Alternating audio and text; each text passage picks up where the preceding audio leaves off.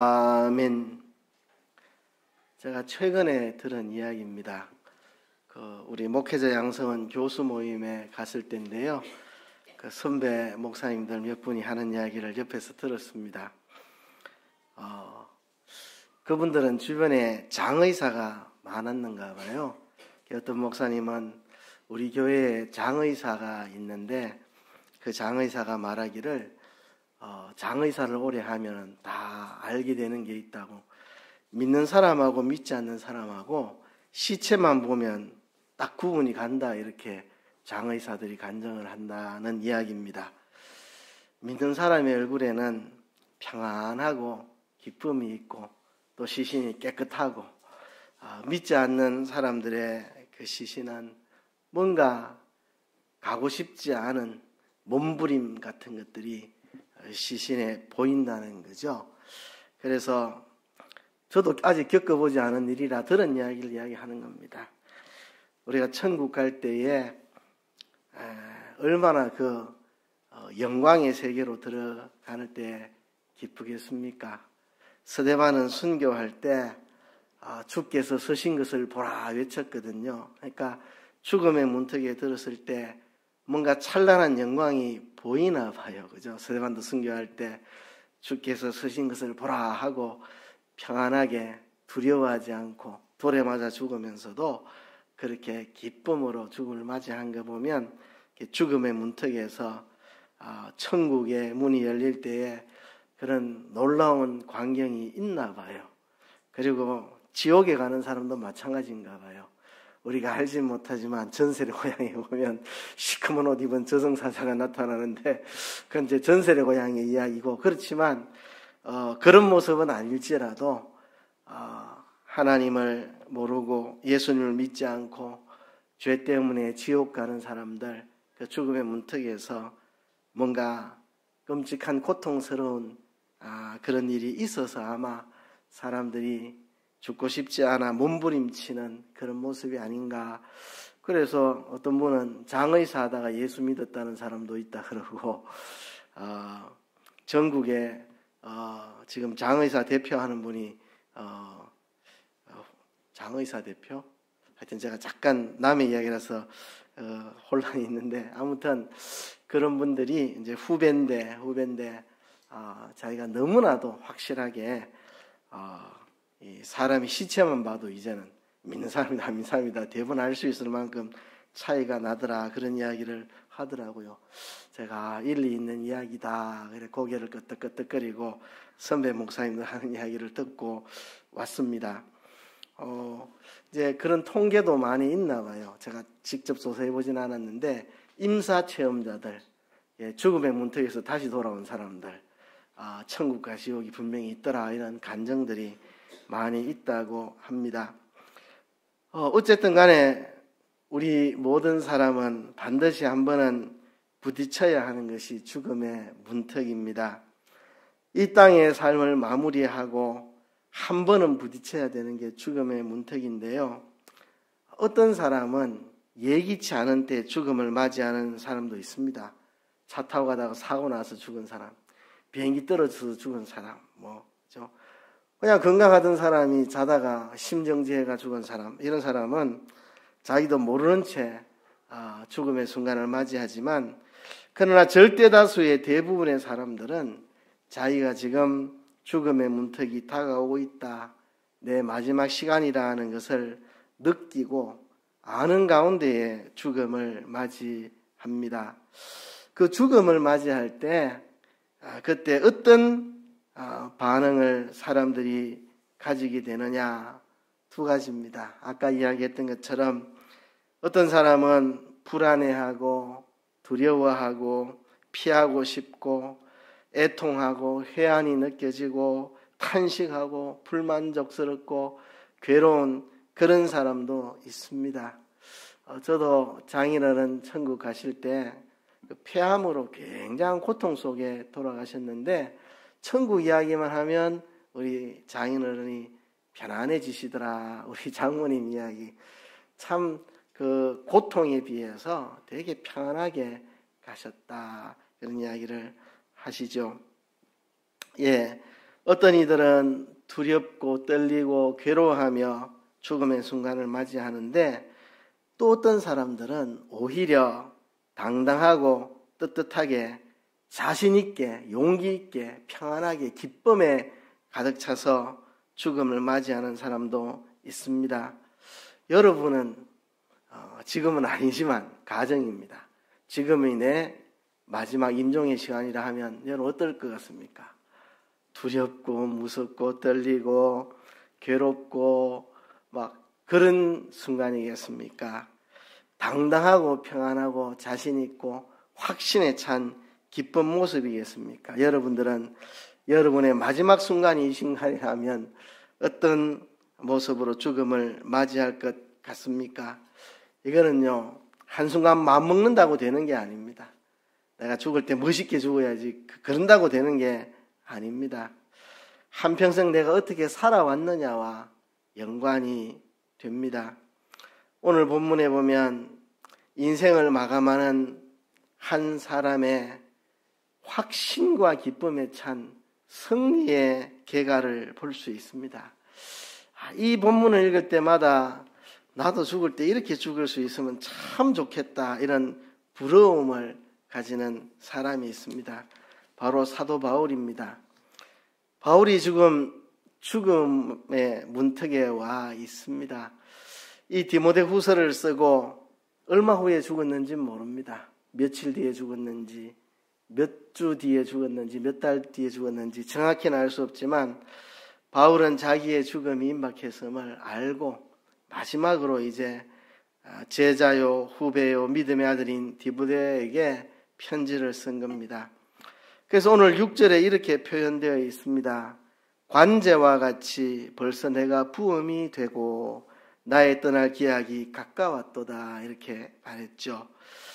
관제는 제사 중에 마지막 순서입니다. 구약에 번제, 화목제, 속제제 이런 제사가 있잖아요. 제사가 있으면 이제 번제단 위에 나무를 벌려놓고 불을 지피고 거기다가 이제 짐승을 각을 떠서, 그냥 짐승을 올려놓으면 잘 안 타니까 조각조각 각을 떠가지고 그 각을 뜬 것을 그 나무 위에 벌려놓으면 이제 불에 탑니다.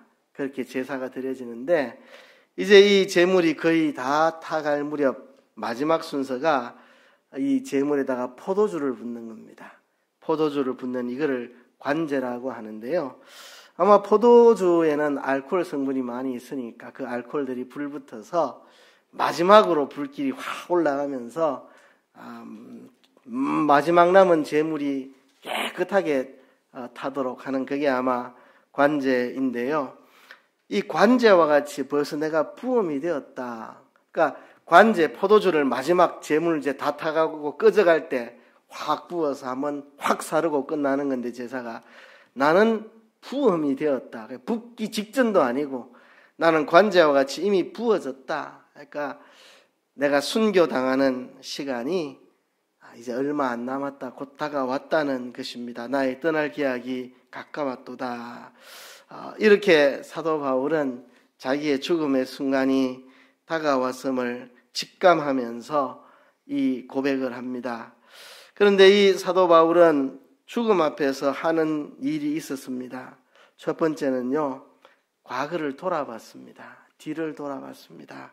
우리도 뒤를 돌아볼 줄 알아야 됩니다. 돌아볼 줄 알아야 되고, 죽음의 문턱에서도 뒤를 돌아보지만 우리의 삶의 순간순간마다 뒤를 좀 돌아볼 필요가 있습니다. 사도 바울이 이렇게 마지막에 뒤를 돌아보는 이 장면은 여기서 처음 시작한 게 아니고 그의 생애 곳곳에서 그런 자기의 삶을 한 번씩 돌아봤습니다. 우리가 바울이 쓴 서신들을 읽어보면 바울은 순간순간 자기의 살아온 삶을 돌아보고 거기에 대해서 고백하고 이런 장면들이 많이 나옵니다. 우리들도 과거를 좀 한 번씩 돌아볼 필요가 있습니다. 죽음 앞에서만 아니라 여기 젊은 사람들은 내가 30을 이제 살았다. 그 30년 동안을 돌아보는 거죠. 내가 어떻게 살아왔는가. 그죠? 내가 60을 살았다. 60년 동안의 삶을 한번 돌아보는 거죠. 그죠? 내가 이제 직장에 은퇴하게 된다. 그러면 내가 직장 생활을 어떻게 했는가 한번 돌아볼 필요가 있죠. 목사 같으면 내가 목사로서 어떤 삶을 살아왔는가. 우리 장로님들 같으면 내가 장로로 살아온 지난날의 삶이 어떤 삶인가. 우리 집사님들도 내가 집사로 살아온 나의 삶의 나날들이 어땠는가. 한 번씩 우리는 하던 모든 일들을 중단하고 우리의 삶을 좀 돌아볼 필요가 있습니다. 사도 바울은 죽음의 문턱에서 자기를 돌아보면서 이렇게 고백합니다. 내가 선한 싸움을 싸우고 나의 달려갈 길을 마치고 믿음을 지켰으니 세 가지로 고백합니다. 첫째는 선한 싸움을 싸웠다. 두 번째는 나의 달려갈 길을 마쳤다. 그리고 믿음을 지켰다. 이렇게 고백합니다. 죽음의 문턱에서 우리의 과거를 돌아볼 때 이 세 가지 고백을 할 수 있다면 얼마나 복될까라는 부러운 마음을 가지고 설교를 합니다. 선한 싸움을 싸웠다. 내 삶을 돌아보니 이건 싸우는 것이었다. 정말 편안하게 허리끈 풀어놓고 될 대로 되라 이렇게 살아온 게 아니고 지난 날들을 돌아보니 정말 싸움이었다는 거죠. 싸움이었다. 근데 선한 싸움이었다. 돈을 차지하려고 싸운 것도 아니고 명예를 얻으려고 싸운 것도 아니고 권세를 누리려고 싸웠던 싸움도 아니고 누구 짓밟으려고 싸운 싸움도 아니고 내가 선한 싸움을 싸웠다. 하나님 기뻐하시는 삶을 살기 위해서 하나님 기뻐하지 않는 것과 싸우면서 선한 싸움을 싸우면서 내가 살아왔다. 그리고 나의 달려갈 길을 마쳤다. 하나님이 나를 다메섹 도상에서 부르시고 내게 맡겨준 사명이 있는데 그 사명을 붙잡고 그 사명의 길을 내가 다 달렸다. 나의 달려갈 길 내가 다 달렸다. 그렇게 고백을 하고 또 하나는 믿음을 지켰다. 그럽니다. 다메섹 도상에서 내게 나타나신 부활하신 예수 그리스도 그분에 대한 믿음 어떤 일이 있어도 그 믿음을 저버리지 않고 그 믿음을 지키고 여기까지 달려왔노라고 바울이 고백하고 있습니다. 우리들도 죽음의 문턱에서 내 삶을 돌아볼 때 나는 선한 싸움을 싸우며 여기까지 왔다. 주님이 내게 달려가라고 한 길을 나는 다 달려갔다. 그리고 믿음을 지켰다. 이렇게 고백할 수 있어야 하지 않겠습니까? 그러기 위해서 우리가 지금부터 한 번씩 우리 삶을 돌아봅시다. 내가 선한 싸움을 싸우고 있는가? 나의 달려갈 길을 열심히 잘 달려가고 있는가? 내가 믿음을 끝까지 지키고 있는가? 지금부터 내 자신을 한번 돌아보자는 것입니다. 그리고 사도 바울은 앞으로를 내다봅니다. 이제 이 죽음의 문턱에서 이 죽음의 문턱을 넘으면 내 앞에 펼쳐질 미래를 내다보는 겁니다. 우리가 죽음의 문턱에서 과거를 돌아볼 뿐만 아니라 또 미래도 내다보는 겁니다. 바울은 미래를 내다보면서 이렇게 고백합니다. 이제후로는 나를 위하여 의의 면류관이 예비되었으므로 주곧 의로우신 재판장이 그날에 내게 주실 것이니 이렇게 말했습니다. 바울이 자기 앞에 펼쳐질 미래를 바라보니 나를 위하여 의의 면류관이 예비되었다고 고백을 합니다. 그는 예수님의 십자가 대속을 붙잡고 의의 길을 붙잡고 달려왔기 때문에 그에게 의의 면류관을 주님이 예비하셔서 그에게 씌워주려고 기다리고 계신다. 여러분 한 번씩 여러분 미래를 한번 내다보세요. 꼭 뭐 죽음의 문턱이 아니라도 내가 30살까지 살았으면 내가 30년 동안 이렇게 살아온 결과 내 앞에 어떤 일이 펼쳐질까? 그죠? 내가 장로로서 이렇게 살아왔는데 그 결과 내 앞에 어떤 일이 펼쳐질까? 내가 목사로서 이렇게 살아왔는데 내 앞에 어떤 일이 펼쳐질까? 내가 권사로서 이런 삶을 살았다면 그 결과 내 앞에 어떤 일이 벌어질 것인가? 내 앞에 펼쳐질 미래를 한 번씩 생각해 볼 필요가 있습니다. 사도 바울은 지나온 과거를 돌아보면서 내가 선한 싸움을 싸웠다 이렇게 고백을 했습니다. 악한 영들과 싸웠고 복음을 가로막는 대적들과 싸웠고 복음을 받아들이지 않으려고 몸부림치는 사람들과 더불어 싸우고 악령과 더불어 싸우며 선한 싸움을 싸워왔고 또 주님이 그에게 가라고 하신 그 목표를 향하여 표대를 향하여 그의 달려갈 길을 달렸고 그리고 예수 그리스도에 대한 믿음을 끝까지 배반하지 않고 믿음을 지키며 여기까지 나아왔는데 그 결과 그의 앞에는 의로우신 재판장께서 의의 면류관을 예비하여 바울에게 주시려고 예비하고 계신다. 그렇게 고백을 했습니다. 그리고 그 다음에 사도 바울은 주변을 둘러봅니다. 앞으로 그 앞에 펼쳐질 일들을 내다본 다음에 자기 주변을 돌아봅니다.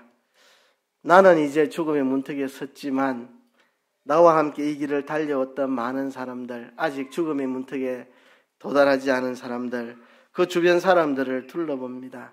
그러면서 그렇게 고백합니다. 내게만 아니라 주의 나타나심을 사모하는 모든 자에게니라. 나만이 아니고 내 주변에 나와 함께 이 믿음의 길을 달려온 모든 사람들, 그 사람들을 주의 나타나심을 사모하는 모든 자라고 말했습니다. 주의 나타나심을 사모하는 모든 자에게 의의 면류관이 예비되어 있다 하고 자기 주변을 돌아보면서 바울과 함께 믿음의 길을 걸었던 모든 자에게 그런 의로운 면류관이 있다는 마음의 확신, 평안을 누리는 겁니다. 바울은 죽음의 문턱에서 이렇게 평안을 누렸고 기쁨을 누렸고 확신을 누렸고 당당했고 담대했고 후회가 없었고 정말 기쁨으로 그 죽음의 문턱을 밟고 있는 것을 우리가 봅니다. 얼마나 멋진 모습입니까? 그런데요, 사도 바울이 자기의 과거를 돌아보며 선한 싸움 싸우고 달려갈 길을 마치고 믿음을 지켰다고 고백한 사도 바울의 실제 삶의 모습은 어떠했습니까? 마지막 죽음의 문턱에서 이렇게 승리의 계가를 부르는 이런 모습과는 좀 다릅니다. 바울이 얼마나 고생을 했는지, 내가 사형 선고를 받았다 이런 고백이죠. 내가 미말에 놓였다. 만물의 찢기처럼 되었다. 바울은 복음 때문에 미련하게 살았다. 그러니까 바울이 실제 산 모습은 복음 때문에 참 미련하게 살았고 누릴 수 있는 것도 복음 때문에 참고 안 누리고, 그죠? 억울해도 참고, 유대인에게는 유대인처럼, 이방인에게는 이방인처럼 자기를 맞추고. 그러니까 사도 바울이 살았던 실제 삶의 모습은 정말 복음 때문에 바보 중에 바보같이 살기도 했고, 고난도 당하고 능욕도 당하고 어려움도 당해서 자기가 사형 선고를 받은 것처럼 되었다. 세상의 미말에 처해졌다. 이렇게 고백한 그런 삶을 사도 바울이 실제 살았습니다. 그런데 그런 삶을 살고 나서 죽음의 문턱에서 그 살아왔던 과거를 돌아보니, 야, 내가 선한 싸움을 싸웠네. 야, 내가 달려갈 길을 다 달려왔네. 야, 내가 믿음을 지켰네. 이렇게 고백하는 겁니다. 그죠? 실제 그가 산 모습은 내가 사자와 더불어 싸웠다 할 만큼 너무너무 힘든 삶이었고, 그죠? 강의 위험, 강동의 위험, 도적의 위험, 배고픔의 위험, 말할 수 없는 고생을 했고, 참 바보처럼 희생하고 손해보고 양보하고 맞춰주고 복음을 위해서 누릴 것도 뭐 안 누리고 그래 살았는데 그 삶을 그의 마지막 문턱에서 되돌아보니 내가 고생했네 이래 말하는 게 아니고 내가 참 너무 바보같이 살았네 이렇게 한 게 아니고 야, 난 너무 죽을 고생하고 사네 이래 말한 게 아니고 바울이 쓴 서신서에서 그의 살아온 생애를 보면 정말 바보같이 살았고 희생하며 살았고 얻어맞고 살았고 배골고 살았고 복음 때문에 핍박받고 살았고 교회를 염려해서 맨날 걱정하고 마음이 병들 만큼 교회를 위해 걱정하고 그래 살았는데 죽음의 문턱에서 그 삶을 돌아보니 야, 내가 선한 싸움을 싸운 거네. 와, 내가 믿음을 지킨 거네. 와, 내가 달려갈 길을 다 달려왔네. 이런 고백을 한 것입니다. 여러분, 우리들도 삶을 살아가는 그 과정 속에서 어려움이 있고 힘든 거 있고 시련이 있고 있지만 죽음의 문턱에서 야, 선한 싸움을 싸웠다. 믿음을 지켰다. 내가 달려갈 길을 다 달렸다. 이렇게 고백할 수 있는 그런 삶을 살아야 하겠습니다. 그런데 여러분들은 그럴 자신이 있습니까? 지금 죽음의 문턱이 내게 다가온다면 바울처럼 이렇게 외칠 자신이 있습니까? 저도 이렇게 외칠 자신이 없습니다.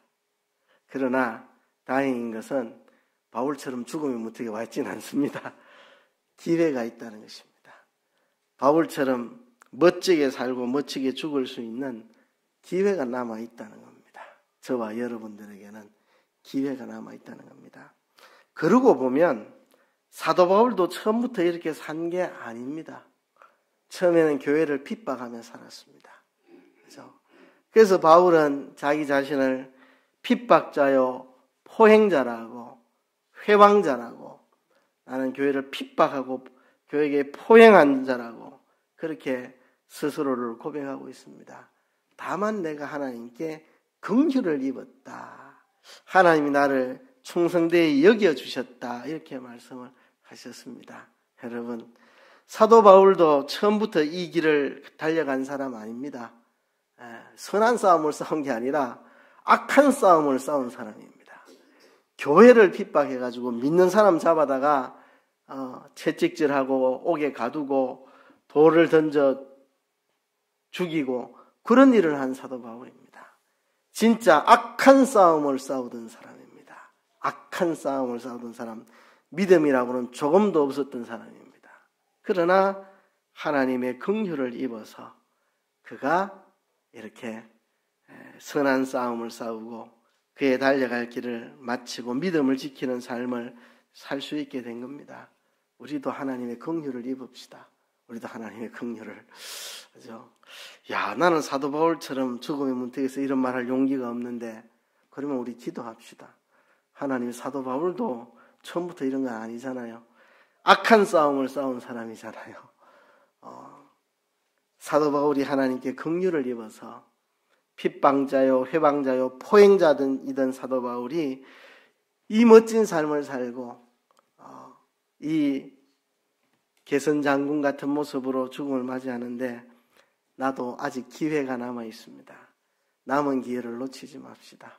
남은 기회를 우리가 놓치지 말고 우리가 선한 싸움을 싸우고 달려갈 길을 마치고 믿음을 지켜 살았노라고 고백할 수 있는 그런 우리의 마지막 시간을 만날 수 있도록 우리가 남은 기회를 놓치지 않도록 합시다. 아까도 말했지만 사도 바울이 이런 삶을 산 실제의 모습은 복음 때문에 바보가 되기도 하고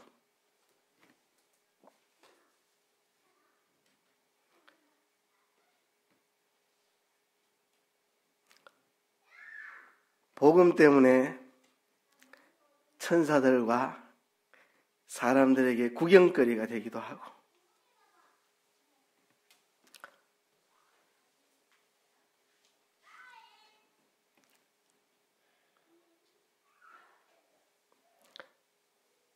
복음 때문에 목마르고 정처 없고 모욕당하고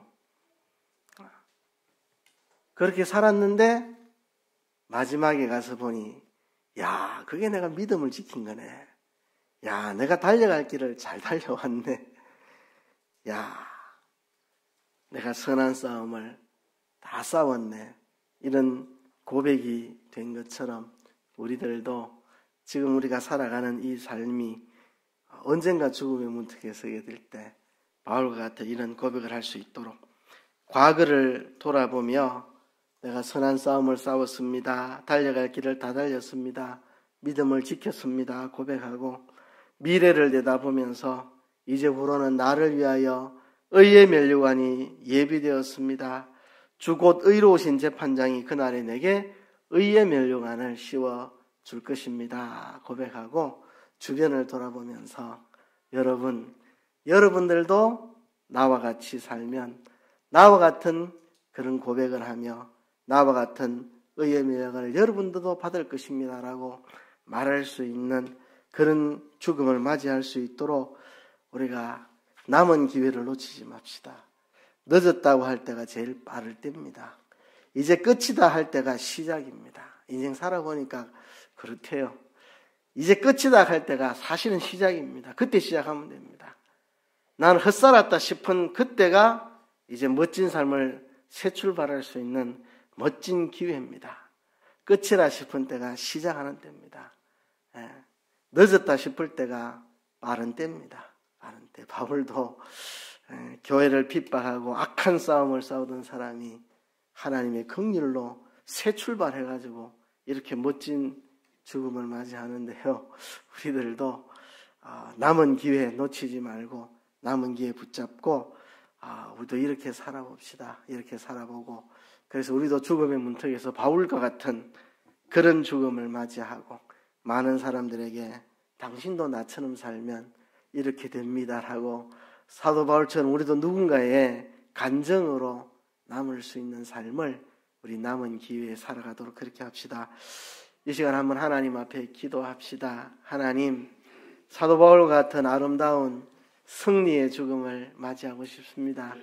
그러기 위해서 그날이 오기 전 아직 기회가 남았을 때에 우리가 그런 삶을 살아갈 수 있도록 하나님 우리를 긍휼히 여기시고 도와주시옵소서. 통성으로 한번 기도하겠습니다.